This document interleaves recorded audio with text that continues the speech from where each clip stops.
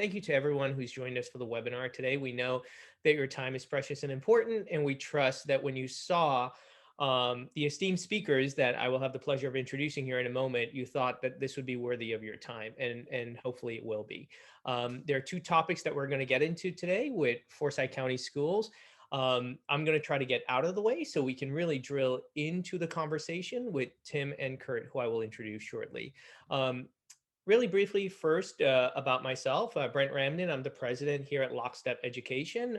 Been 20 years in the world of education. Most recently was a part of ACT, the assessment organization. Recently started with Lockstep and thrilled to be in an organization that shares the mission for what we all care about. We believe part of that mission and what we do with technology is to keep the focus on students and educators. And in a moment, you're going to hear about Curt and Tim's passion really for students and really for changing lives. And we believe at Lockstep that we can help eliminate some of the distractions and complexities around things like infrastructure and security so that you can focus on the things that matter most in your world. As we begin this conversation, we recognize that all of you on the webinar, you're in this world where you're under-resourced, understaffed, and under everything. It feels like we're always fighting for resources across districts, across the entire nation. And so if we do what we do well, and if you can walk away with some best practices here from Forsyth, I think hopefully we can nudge you to be a bit more efficient and hopefully map out a roadmap or create a roadmap, sorry, for security and analytics in your world. We serve a variety of districts all around the Southeast, and today our team comes from Forsyth. So I now have the pleasure of introducing Tim and Curt, and I'll start with Tim. Tim is the Director of Technology Services at Forsyth. Tim has almost had every role, it looks like, at the county or maybe at multiple school districts. But what I love about Tim's bio is that he was also a Marine. And so, when you work with Tim, you feel that discipline, you feel that focus in everything that he does. So thank you for your service, Tim. And the team is going to be just really excited to hear from you later on as we get into this. Curt also been with Forsyth for quite some time, and he's been in K-12 ed tech for about 26 years. And the thing I found most interesting is that you volunteer with the NASA Solar System Ambassador Program. So I feel like that's a separate webinar we need to schedule, because that triggered my interest, and my gut tells me that quite a few folks are probably going, what does that mean and how do I get into that? So guys, I'm going to throw it to you and maybe have you share a little bit about Forsyth, and then we'll go into some of the scenarios at Forsyth that line up the content today. Perfect. Thanks, Brent. Thank you very much for the introduction. So just our county at a glance, some of you probably know where we're located, about 35 miles northeast of downtown Atlanta. We've been an extremely fast growing school district the entire time I've been here. In fact, when I moved up here from Richmond County Schools to Forsyth County, this seemed like the country to me. And I was like, oh, I don't know that I'm going to live out in the middle of nowhere. It quickly became not the middle of nowhere because we're growing by about 1,800 plus students a year. Now we're serving around 51,000 students and 6,500 staff, and we are the 6th largest school district in the state, that's very incredible, from the time I started. So for the last school year on record, 2019-2020, we had a graduation rate of 96%, which is excellent. That's a 2% increase over our previous school year. And I think you will see why that plays a part in our discussion later on today, and why we're proud as a part of the technology department to be a part of that 96%. We're excited that we play an important role in the education of our children, and that 96 number, although it's not where we want it, it means a lot to us as well. And I think you'll see that as we do some of the presentation today. Yeah, great point there, Tim. And you're going to see really how Tim, Curt, and the IT team stepped up and really implemented strategies to help actively move that metric in a positive way.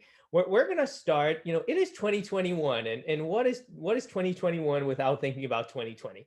And so looking back, when we think about the year that we had and we think about, last year this time when we were all glued to TV stations and we're watching our leaders tell us it's time to, 2 weeks to flatten the curve and all that stuff.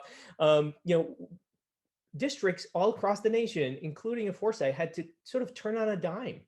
We essentially had to send kids home. We just went through a year that was unlike any other year in modern times.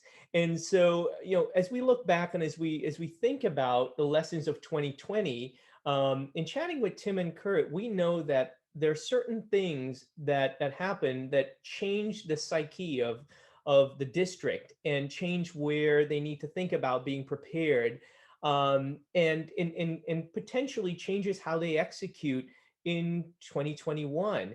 And one of the first questions that really popped in my mind when chatting with Curt and Tim a few weeks ago is, what are the lasting impacts of 2020? What is the lasting impacts of this weird year that we just had that thankfully we've come out of, and the pandemic is coming to an end? How does this shape what you're doing today and really into the future? Well, I can say for us, it at least is going to change the way we look at every new product and service and initiative we bring on from here on out. Because let's say, we are coming to the end of this pandemic. Well, who's to say that there's not another one around the corner or some other event that will allow or force us to time shift or place shift or both our instructional programs. And so everything we do from here on out has to have an eye towards that flexibility. I really like to always name and frame. I like to name something, then I like to frame it. And so if I were to name 2020, it would be Semper Gumby. That's what our department was, always flexible. That's what we had to be. And that's probably why all the schools that are listening right now, probably how you feel. It's be prepared for the unprepared. So, and what I mean by that is every possible scenario that I could think of, we were trying to look ahead of, but also multiple ways to do everything. So not just, our guys, we had already started a process of our guys, not just working from the office, but we said, we want you to work from anywhere. So set up a home office, but also have it where you can carry it with you and go to Starbucks. So we had started that before 2020. We had no clue that was going to be the norm in 2020. So that was kind of like this huge eye opener for us that, man, you got to have an eye towards where you can be, not where you are. Yeah, great point. And I'm wondering if more folks are, that happened as well. The big moment of the entire year of 2020 shaped perceptions as such. Okay, so as we move on, one of the interesting things that happened, and again, you said it nicely. I can't remember which one, Tim or Curt, whether you said it. You said, hey, you know what? We had 50,000 students at 43 sites on a known infrastructure. And then boom, within 1 week, we had 50,000 sites, so to speak, that we had to think about and worry about. So talk to us about what that meant. Yeah, so for us, as it was for probably every school district that's out there that's listening, it happened so fast that you had to really start asking some questions about your department and who you were. And one of the questions we had to ask is, can we connect all these students immediately or quickly at these 50,000 sites? Because they're all going home, and can we connect them? But also, what were the barriers that we were going to run into? Because just because you have Wi-Fi and maybe a device doesn't mean you have a good connection. You may have terrible Wi-Fi or really old device. So we really thought it was important that they had one of our devices, so we at least had a norm. We knew what device they were on, and then trying to figure out how we were going to connect all these. That was its own journey that we kind of went down, because every scenario is a little different. What about if you give a device to every kid, but there's 5 kids in the family, and so now they're all supposed to use the same device? So those kind of things begin to kind of creep up and look at. But one of the big things I left with, one of the big things that kind of helped me think through this, where we were going with this, is that it wasn't just about connecting the kids to us, but what were they really learning? Was learning taking place, and was it valid learning? Was it the same experience they were having in the classroom? And probably most people, if they said it honestly, would say probably not. But how could we as a technology department help monitor that, help look at that, help find the gaps, and really do something proactive that made a difference. One of the goals when I got here at the department that we listed as a department, we talked as a group and we said, we are as important to the instructional outcome of the kids as anybody else in the district, as the teachers are, as the principals are. We're that important. So what we do really matters. So we've got to make sure that we are ready and prepared for whatever is going to take place. Now, who knew that 2020 is going to hit us like it did? But it didn't matter. The concept was the same. We connect people and then we test to make sure it's good. And then we find the holes and we fix them. And we make sure that really good learning is taking place. Absolutely. And oops, I'm sorry. No, go ahead, Brent. You know, and I think that plays in nicely to who you are as an IT organization. And I wanted to transition to this slide because I believe it really perfectly captures what you started explaining there. Some of the guiding principles that you had in there. And I also think it points to the future, I think, IT office of every district around the nation. So Curt and Tim, do you guys mind just peeling this back a bit? Sure, yeah, go ahead. So let me start by just kind of telling you one of the things that we really kind of are having to come to grips with, and we're still dealing with this. So I don't think that we figured out everything. We have not. We're figuring it out as we go. But one of the things we decided is we're not going to be just a break fix organization. We're going to be more than that. So do we have to fix things? Of course we do. Everybody knows that. We're going to do that. But we're going to look at innovation, and we're going to look at direction, and we're going to look at how we can impact the actual lives of the student more than just what the device they're using. We want to do it on a bigger scale. We want to be a part of the process as much as anybody else, maybe more than most other people in the school district. And so one of the things that we found out right away was we started looking at analytics and how we could use that. And one of the things that rose to the top is the quote that we have at the top. We don't graduate our students in the 12th grade. We do it every day by the support structure that we provide for all students. That's important because it's not the 12th grade teachers who are the most important critical part of the scenario. It's the first, second, third, fourth, fifth, sixth, seventh. All of them played an equal part to get the student there. And what we found out by analytics is by when we start evaluating that, we really kind of get down to what is the things that hinders that? What is it that keeps a kid from making it all the way through the process to the 12th grade? And that's where IT can shine, because although we may not have the answers, we know how to get the answers by collecting the data and looking at it in a really strategic way.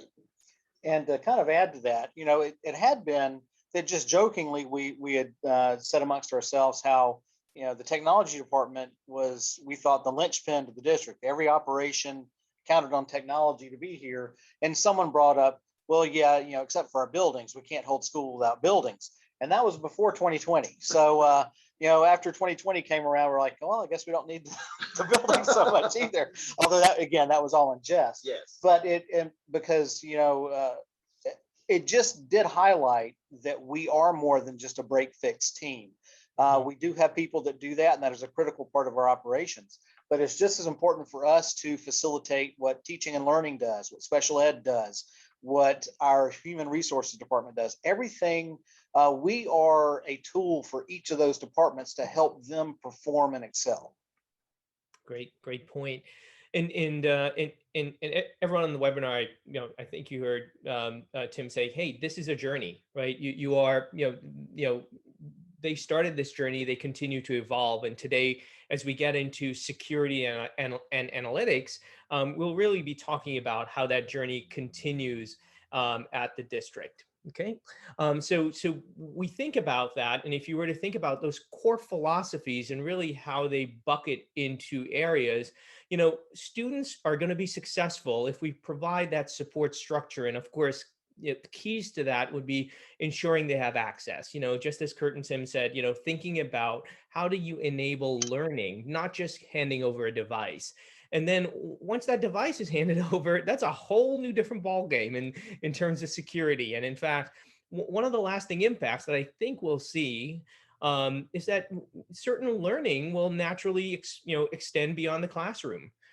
Because we've taught students how to interact differently as well. So I think we're on the cusp of maybe seeing some exciting uses of technology there. And finally, how do you put all this together with insight? How do you gain insight and maybe help other departments be better at the district?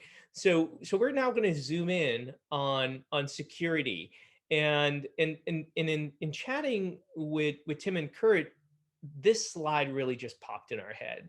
And by the way, this slide will continue to live in 2021 and beyond.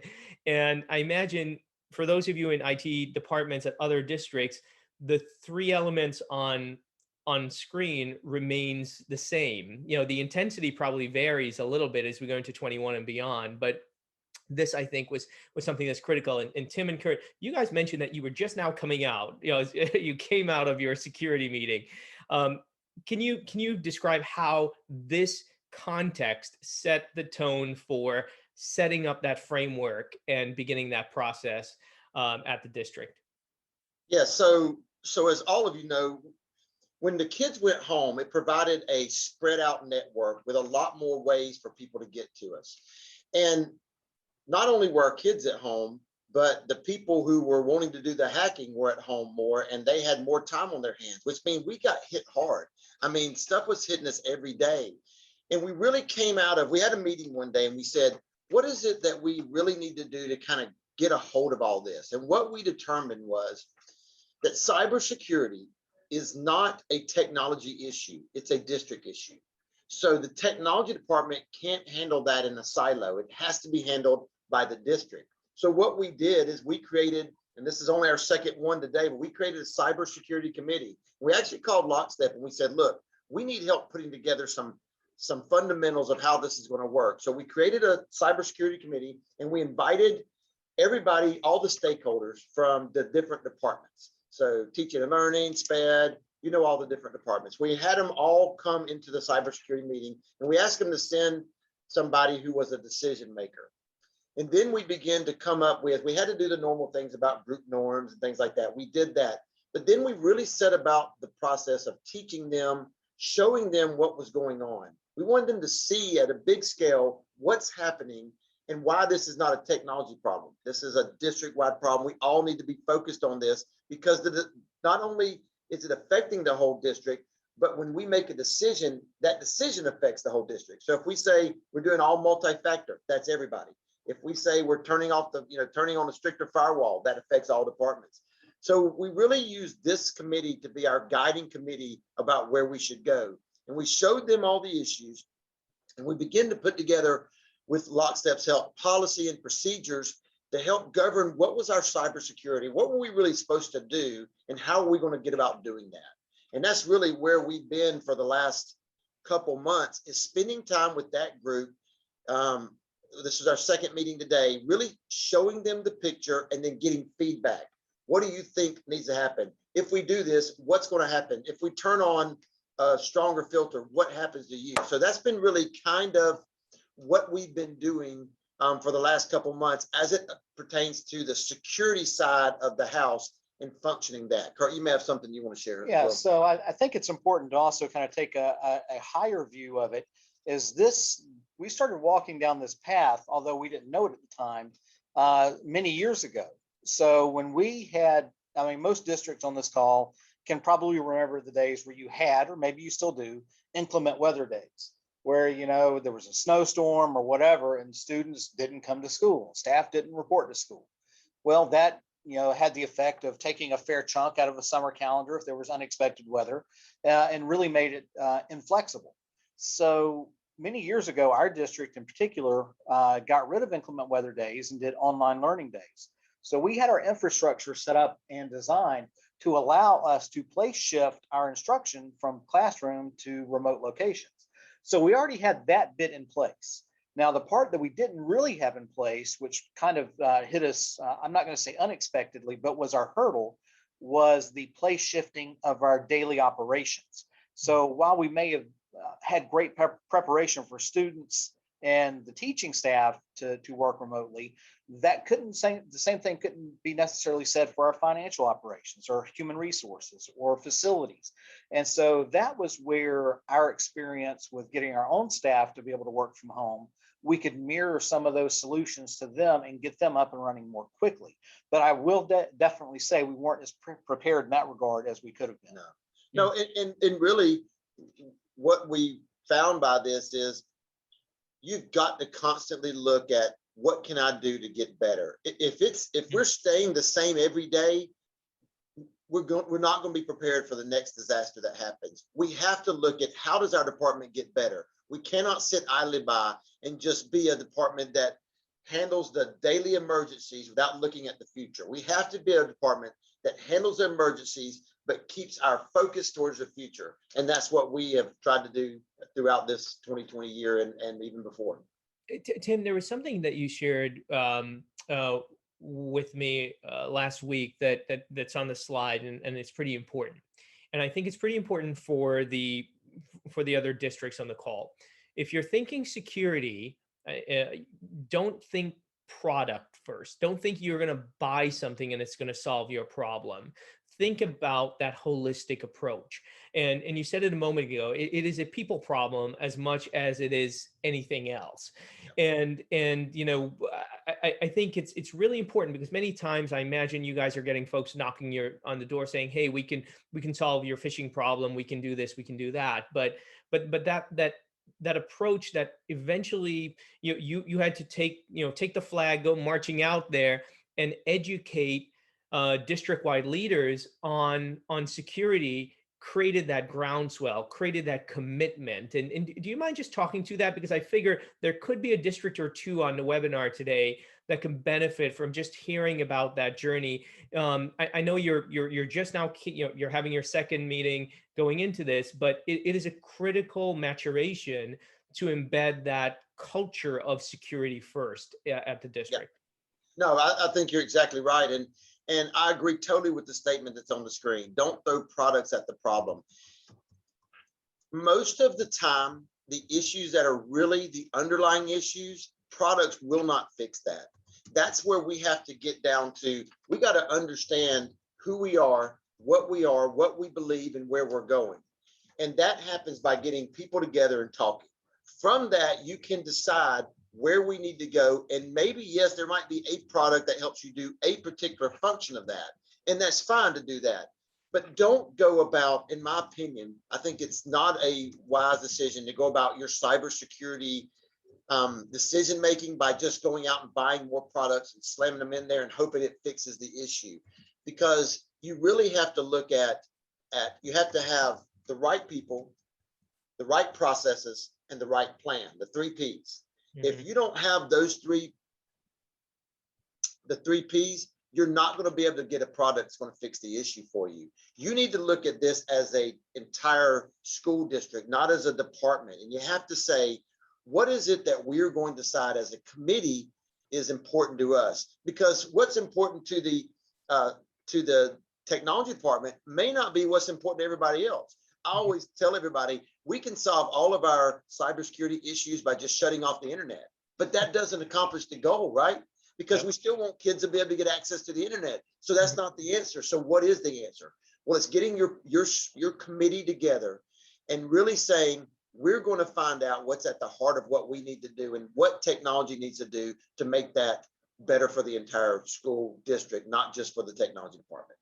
And to add into that, so David Johnson had posted a question about how many in leadership are normal people, and not necessarily well versed in technology and don't understand the risks. Well, what I'd answer to him, if you hadn't seen the response yet, is that, well, firstly, we haven't figured it all out yet. This is still a journey we're on, and we're making we're kind of hashing our way through this forest as we go along. But what we were able to do, and I'm sure most districts are well experienced with phishing attacks, is we had one that targeted certain people, was very successful in harvesting some credentials for people. And we were able to use that. And it wasn't the goal, so please don't take it that way. But you've heard the saying, don't let a good crisis go to waste. We were able to use that to show how vulnerable we really are. And the keys that were stolen from these people gave this phisher potential access to unlimited amounts of confidential information and or financial information. And so it was important not to sweep that under the rug, not to, just go out and, argue with people about, proper security posture. Use it as a teachable moment for those people in the district, you have to speak at what their specialty is. Talk to your finance people about the potential financial loss. Talk to your student information people about student records being lost. Talk to your, your special ed people about, confidential student records being lost there as well. So you have to speak their language. And that's the key first, is not trying to talk to them in technology language, because eyes will glaze over. You have to speak to them and show them where it hurts them and how this helps them. Great point. Great point there, Curt. And I'll flip over to the final slide here with that last sentence there. Future focused on district-wide, governance, risk, and compliance, because I see you guys doing that now. You're educating your stakeholders. I think you shared a story with me. I think it was Curt, that you said after we told someone of what this truly meant, they got it. They now wanted to participate in these meetings, in the steering committee. They wanted to actively identify, are they doing the right things in their department?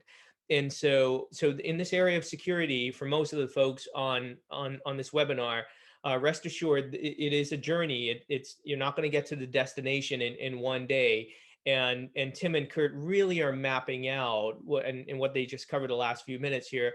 It's what I think every district should be looking at, which is, how do you raise this in the right forum, in the right format? How do you create the groups of people and the committees to essentially bring this to the forefront? And then how do you map out a plan that incrementally creates a more secure environment for all stakeholders? Just think about some of these things that we've had to consider that may be daily occurrences or weekly occurrences for you guys too. We've got, departments that are purchasing hardware, software without involvement of the technology department, and they want to plug it into the network. We've got programs that want to pull in services, internet services, that may not be fully vetted for security. We've got departments that bring in vendors to want to connect to our systems. We've got upgraded security controls that operate our door systems. We've got updated HVAC systems that plug into our network. And historically, all of these are things that have happened in silos without our involvement. And that has really been one of our biggest challenges, and continues to be so, that we get them to bring technology to the table first, not as a gatekeeper, but as a facilitator. Well, and I think it's important to note that that's one reason the Cybersecurity Committee is so important. We got to involve the people on the front end, not the back end. You can't go to them after they bought the product and say, you shouldn't have bought the product. You should have called us first. We need to vet it, because they're going to say, oh, that's the technology department just trying to keep us from doing something. But if they hear up front about where the issues are and they become part of the solution, then they won't be part of the problem. So get them on the side of the solution side. Get to the lead head people for each department to be part of your cybersecurity committee and help make them the solution finders. And I think what you'll find by doing that is they quit being the problem and they start being the solution, and they bring their entire department with them. Great point. And as we flip now to our second topic, getting into analytics, one of the things that struck me in terms of learning about what Tim and Curt have done and really how they navigated last year and what they will be doing is that you're seeing really IT take on a strategic role within the district. For a while, for many years, IT was just there in the background to enable things. It was secondary. Now IT leading the security conversation as we live in an ever more digitized world, that needs to happen. It's now essential. Internet connectivity is equivalent to electricity in terms of things happening in many environments. And as we go into analytics, you're going to see another great example. And really, I want to commend Tim and Curt for taking the initiative at the district to say, hey, you know what? Here's a problem that we know cannot be solved by the academic stakeholders who need this information, but we have a heart, we have a soul for the students, and we're going to apply. Analytics is one of those words that's used everywhere now, but we're going to apply that in such a mission-driven way that it's going to make a difference during these turbulent times.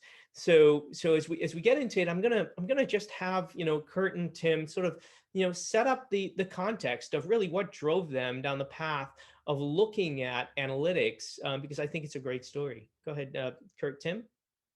Thank you. So this is one of the big things that I think you're going to have to decide, that it is where your department's going or it's not where your department's going. But in my opinion, the three things that were just up on the screen, access, security, analytics, those are three things that the technology department needs to be laser focused on.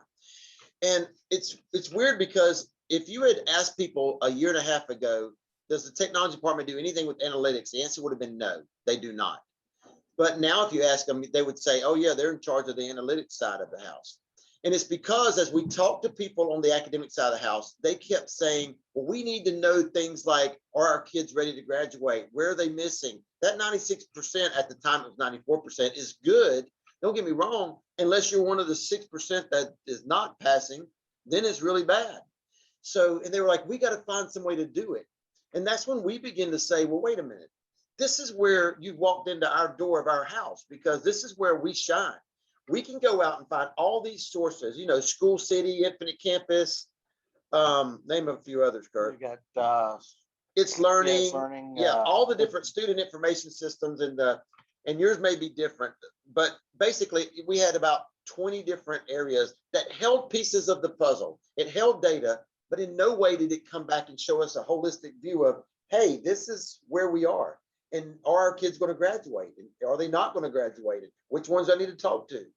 So when we started hearing them talk about that, we started saying, you know, we can do that. That's in our wheelhouse. So we decided to start an analytics side of our house that focused on analytics. And we went out and we found all these pieces of the puzzle. We brought them back together and put them in a data warehouse. And from there, we really began to look at, how do we show the information, not for technology people to look at it, but for academic people to look at it, for students to look at it, for parents to look at it. So it had to be real simply put, but really meaningful data. And so we began to put together, what we found was there wasn't really a product that we liked that we could just hop out and buy and it did all this for us. So we had to just build it ourselves. And we worked with using the Microsoft product, Power BI, to build our own. And basically we took all this pieces of information, we brought it back into a warehouse, then we displayed it in a way that everyone could see it and in a way that was meaningful. It was funny, the first meeting I had with the principals, this is before they even knew analytics was even on the board. I walked in and I said, imagine you could have a dashboard that would show you anything you wanted. Tell me what you'd want. And I said, go. And I had my marker ready. I'm on the whiteboard and no one said anything. And I was like, what are we doing here? I was like, y'all go. And they're like, well, what do you mean the dashboard? What are you talking about? I don't know what you're talking about. What do you mean it can find anything we want? I don't know what that means. What I found was you can't just walk in and just throw out information that's has no context. You got to frame it for them and you got to name it and frame it. That's where we started this conversation. I'm going to go back to that now. You have to name it and frame it. That's what we did. We called it our district dashboard and we framed what it could be. And so I went and built, Curt and I and our team went and built pieces of the dashboard. It wasn't all that pretty, but we brought it to them and we said, now what do you think? Man, they had 1,000 ideas. No, it needs to be blue. It needs to come down. That needs to have a picture of the kid. Where's their name on here? That needs to go at the top.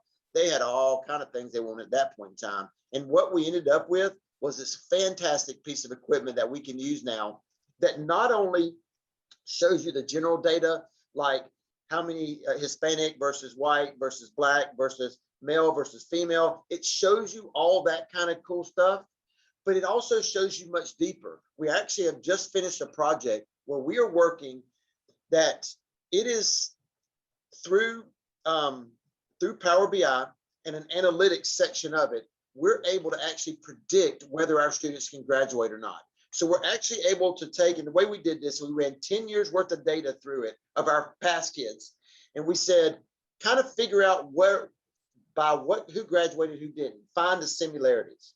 And then we ran our current students through that model that we had designed from the past 10 years. We ran our current students through that. And it was able to start predicting, well, they're on this track and this track is not for graduation. So that's a problem. And they're on this track.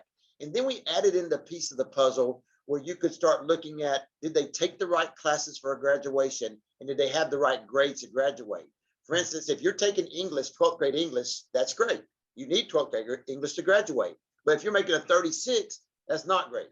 You're not going to graduate. So it begins to predict, and it gives us a score at which we can work off of to show teachers, to show counselors, to show principals. Here's the students that need your help. Without your help, these students are not going to graduate.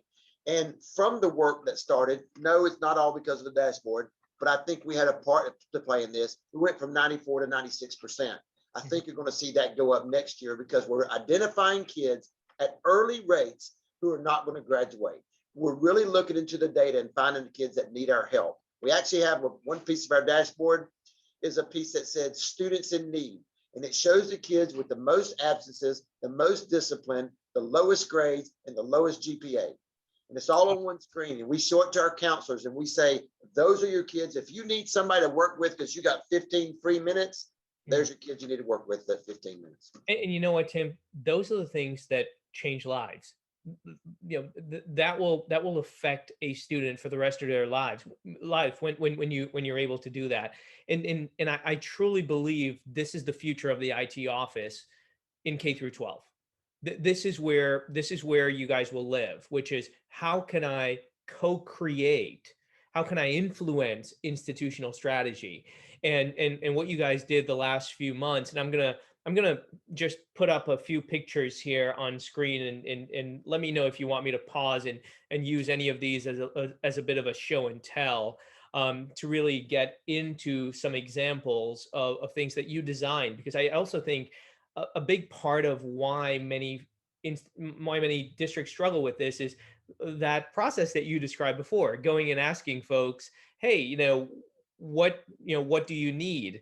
And it's kind of like what Steve Jobs said when he launched the iPhone, right? If no one knew that an iPhone looked like an iPhone, they would say, give me a bigger flip phone, right?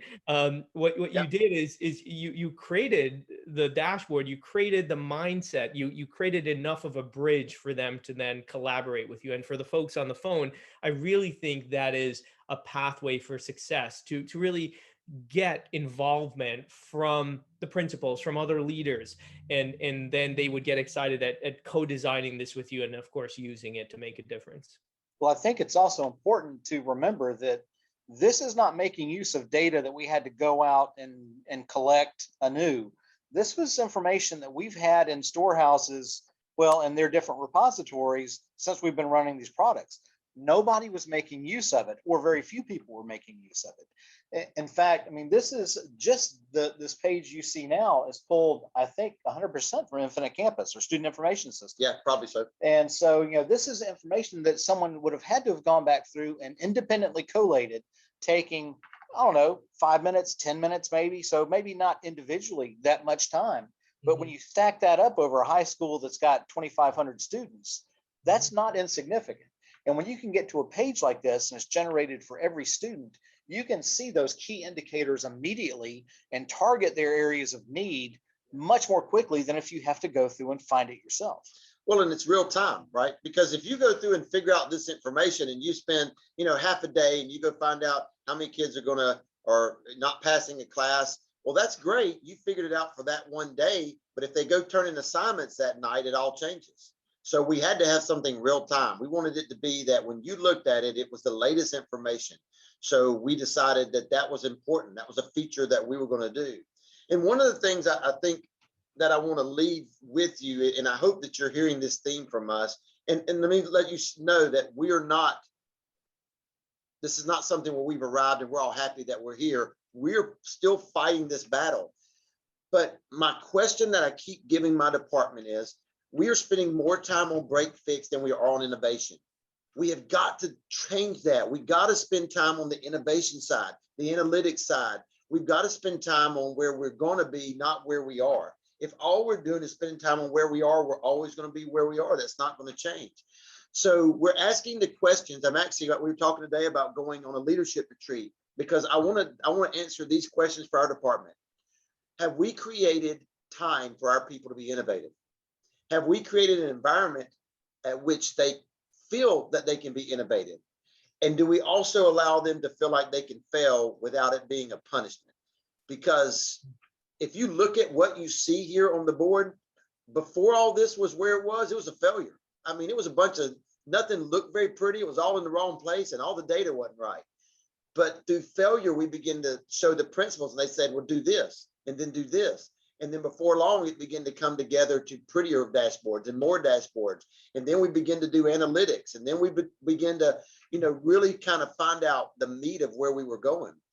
And I think it's important to note too, that from a very fundamental standpoint, I think the success or failure of this or programs like this is the framework upon which it's built. So when Tim came on board, we were a very tightly structured department focused 100% on break fix work. That was our bread and butter, and that was it. So Tim came in and restructured the department to be a lot more flexible, a lot more agile. Yes, we still had the break fix facets, but looking at the innovative stuff, even though we're not where we need to be, that was a new driving force behind our operations. And so it's important from a technology leadership standpoint, as well as a district leadership standpoint, that you're not pigeonholing your technology department to only do break fix work, because if you don't expand beyond that, as Tim said, you'll always be stuck there. Yeah, great point. And I'm going to publicly now request a future webinar with you guys focused on evolving the IT office, because I think a lot of folks probably just want the playbook on that into the future. But guys, this has been just an amazing conversation with you. I hope everyone on the phone, we know there's been a fair amount of interaction in terms of folks who are attending, but now we'd like to move into a Q&A session, leaving some time for maybe for those of you who are on the webinar to pose any questions to the team. And I have a question for Tim and Curt, and that is that there's a lot of great information that you shared today, and the between analytics and using that to prove to people what's working, what's not, and how you can improve the educational outcomes, to forming the councils, to setting policy. There's a lot of different things in there. If you were going into a new school tomorrow and they were not as well structured as you are today, but they were behind, they were the underfunded, understaffed, underutilized, and really behind, what would be your first step? What's the first recommended step of advice? That's a great question. And it's a hard question to answer, but I think no matter what, no matter if you do any of this stuff, or if you have your own innovative ways that you're looking at things, no matter what you do, you got to set an expectation. You got to set expectation that we're here, but we're going to be here. And you can't just believe it yourself. You got to get your whole department to believe it. So before I did anything else, I would meet with my department heads and I would say, we're going here. We're going to be here. This is where we're going to be. We're going to be departments innovative, and I need you to believe it. And I'm going to show you some things that are going to help us get there. And I would talk to other districts. I would go to places where people are doing it. I'd do a book study about it. I would do whatever it took so that when I got done, they saw the vision as clear as I saw the vision. And once we all see the same vision, then we'll just go there. It'll happen because everybody drives that way, because they're all pulling weight together. But without a vision of where you can be, if you just go in and say, I'm going to add a new piece of it, like I'm going to, add a new piece of software, I'm going to add a new piece of hardware, you're not transforming your district. You're just adding on to what you already have.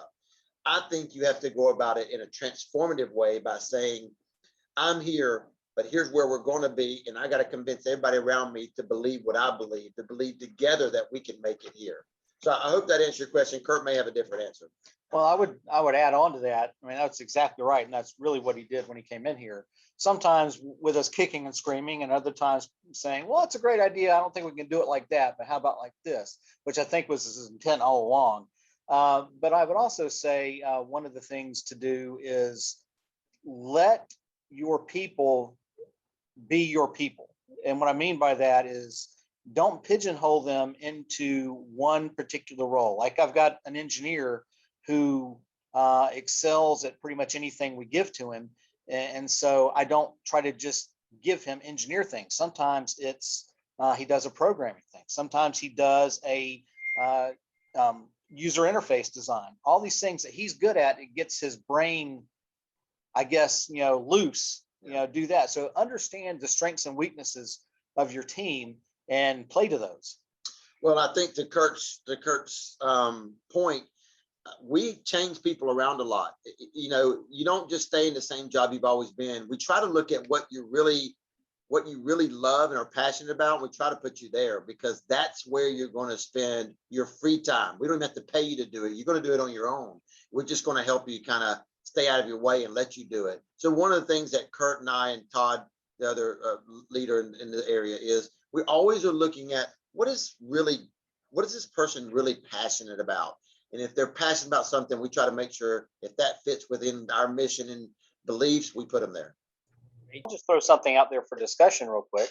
I think we're in a fairly unique position, you know, because we're none of us are in competition with each other. It's not like we can steal students from another district and things like that. So we lack that impetus to provide shareholder value. So we're able to help other people, and you're able to help us because we don't know everything. There's a lot of things that we are fairly ignorant of. So we're more than happy to welcome anyone who wants to come over here and talk to us about what we're doing. We're happy to come to you to see what you're doing. So we just want to make sure that everybody understands that we're very open to collaboration. Well, that's what I love about this meeting. When Brent told us about this, I thought, wow, that's much needed, and not to hear from us. That doesn't matter. To be able to listen and talk and look at where others are going, so we can help ourselves see where some of our areas or weaknesses are. So I love this idea that we can get together and talk and share ideas, and from that, I think there's just incredible things that can happen when we work together. Thank you, Tim. And for everyone on the call, you will be invited. We'll be continuing the conversation on our new LinkedIn community. It's called Focus on IT Leaders. And in there, we'll start the conversation. We'll have multiple threads going on in there. Our goal is to work with leaders like Tim and Curt to create templates, to create tools as needed, and share them on that community. It will be a community that we monitor to ensure that there's no vendor-related activity or pitches taking place there. We really want it to be a place for, as Tim said, for open communication. With that said, I believe we are at a wrap. I think we are. We had a great conversation today, and hopefully for all the folks, you guys are you guys stayed all the way through this conversation with us, which meant that Tim and Curt had a lot of intriguing information. We will send out the recording. We'll move this into LinkedIn. I'm sure you guys will have follow-up comments and questions, likely for Tim and Curt, and we look forward to seeing the activity on the community. I once again want to thank Tim and Curt, and you guys have been amazing. And again, I'm punching that ticket because I feel like there's a future webinar on what's the right framework to evolve IT from fix break or break fix into strategic. Thank you, guys. Well, thank you for having us. We Thank you. appreciate it. All right. Bye, everyone. Bye. Bye-bye. Thanks, everyone.